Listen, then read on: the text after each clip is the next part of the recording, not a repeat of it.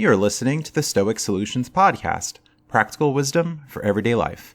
I'm your host, Justin Vacula, recording on March 25th of 2020, now day 9 of self-seclusion, following an emergency stay-at-home order here in Pennsylvania. This is episode 90, Shelter in Place. I share my thoughts addressing current challenges and how to keep a strong, stoic resolve in a period of uncertainty, seclusion, and deprivation. Welcome back, listeners. It's been a few months since I uploaded an episode of this podcast. I've been focusing much more on my newer hurdy-gurdy travel podcast after my departure from mental health counseling and traditional work, both full and part-time. But now is a great opportunity to share a very personal episode with aims of helping you maintain sanity and productivity amidst a health scare and a tanking world economy.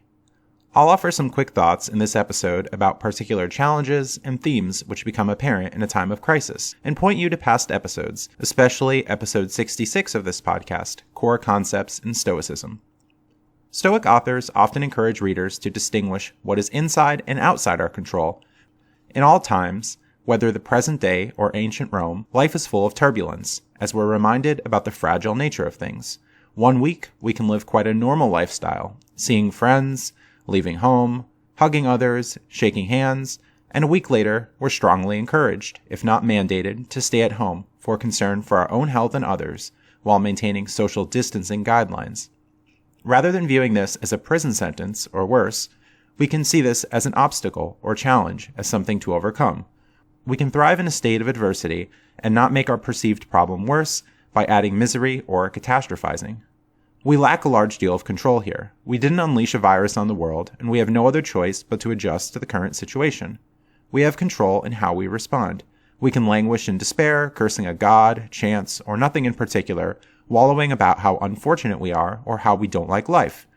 Or we can rise to the occasion, to be productive, take a breather, and find reasons to be grateful. Despair will not help the situation, after all. This time, like others, will pass. This is but a temporary damper on 2020.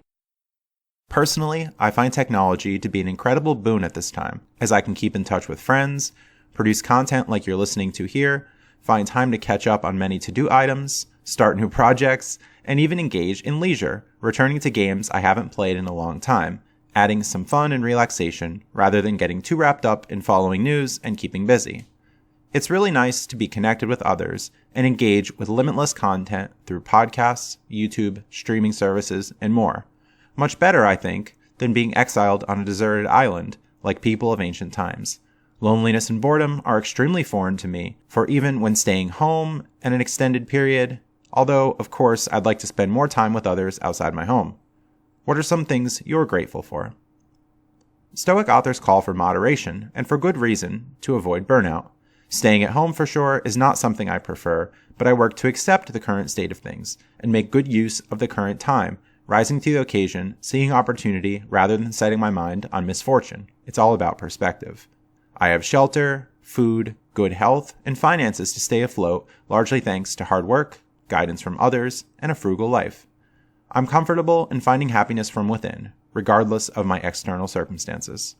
Indeed, some will struggle to come to terms with the current situation, as anxiety levels may rise, financial struggles are more apparent, and they may lack needed medical services.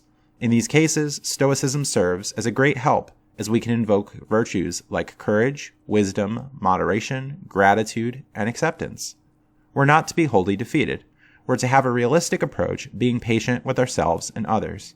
Some days may be more difficult than others. We'll occasionally falter. We can be too hard on ourselves. However, we can note even small victories. We can find meaning in using whatever skills we have to benefit ourselves and others. Perhaps it's even calling a friend or family member to offer support, lending a helping hand to someone else, and celebrating when completing something we've neglected, like filing taxes. For more, listen to episode 84, Progress and Setbacks, in which I discuss the importance of making and recognizing self-improvement. Stoic authors recognize that we can't wholly remove negative emotions like anxiety, fear, and worry from our human situation. We perhaps shouldn't. At a low degree, a healthy amount of emotion is a good thing, as we don't want to be reckless or disconnected. We're to be mindful, to be aware of what we're thinking and feeling so we can thrive, rather than being in a state of denial or unaware of what's happening. we can employ positive visualizations, self-coaching, and take a breather if feeling overwhelmed. Knowing when we're starting to experience internal turmoil is a great start, so we don't find ourselves blowing up. For more tips, listen to episode 36, Coping with Negative Emotions. As we listen to news and think about the deaths of others, we may even reflect on our own mortality, perhaps having mini or major existential crises. We experience this mortality salience, more aware of our own deaths, compared to more stable and safe times. Perhaps I will die in coming weeks, months, or years, almost certainly decades. It's best to come to terms with this at some point, preparing for our demise, rather than taking on a sudden shock. Surely this coming to terms with death would have been better weeks, months, or years ago, but now can be a great time to start. For now, we can value this time we have, and what degrees of freedom we have living while we still can. Enjoy the journey and roll with the ups and downs, rather than getting rolled over. Keep yourself occupied finding meaning and fun. For more, listen to episode 31, Coping with One's Own Death. We can read physical books and even ebooks in this time, especially Stoic texts, to learn more and find solace. A return to the familiar, perhaps revisiting that book you enjoy or that game you haven't touched for months, can be soothing. Skip the new Star Trek Discovery and Picard episodes, but do return to the older series to get a message of hope, human potential, and wonder. Listen to some new bands or music you haven't listened to in some time.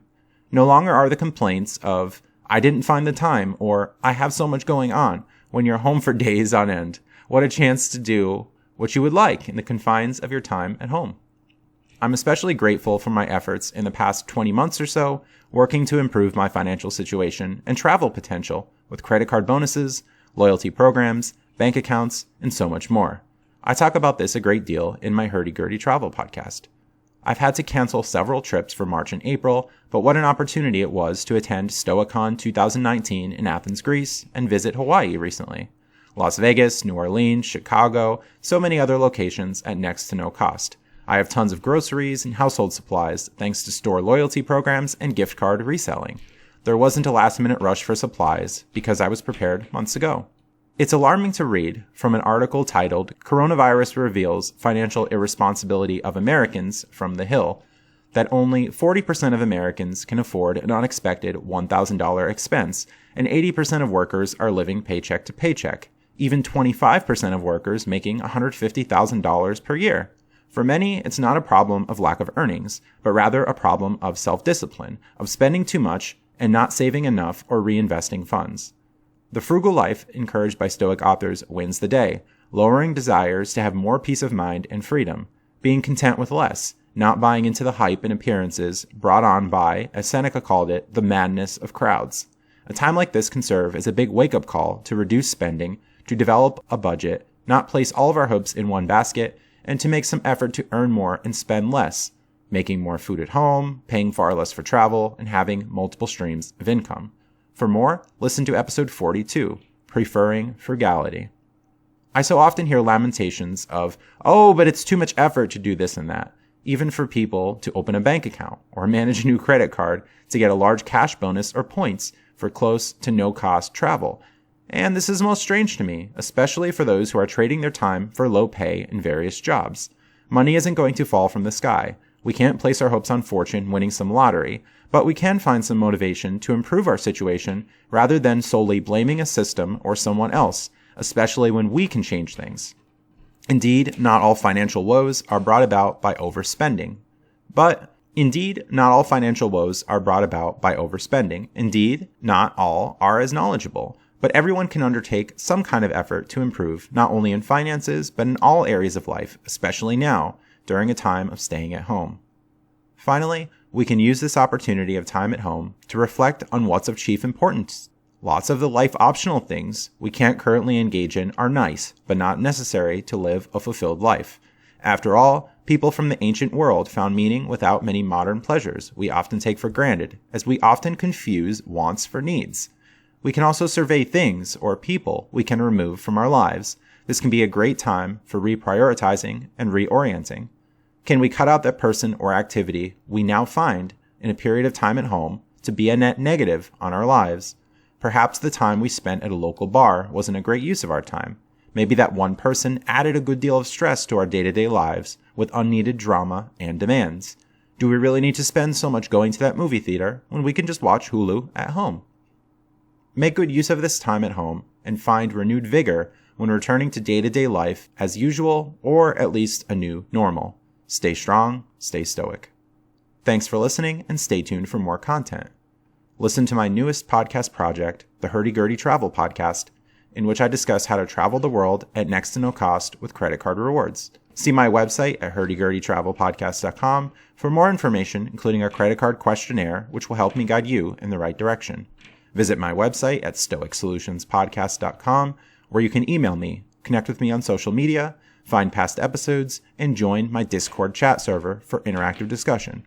Support my work through Patreon, PayPal, the Cash App, and referral links by visiting the Donate tab on my website. Podcast music, used with permission, is brought to you by Phil Giordano's symphonic metal group Fairyland, from their album Score to a New Beginning. John Bartmann offered free consultation and audio edits for episodes 51 through 63. Thanks to generous patrons and fans of this podcast who help support my work. Have a great day.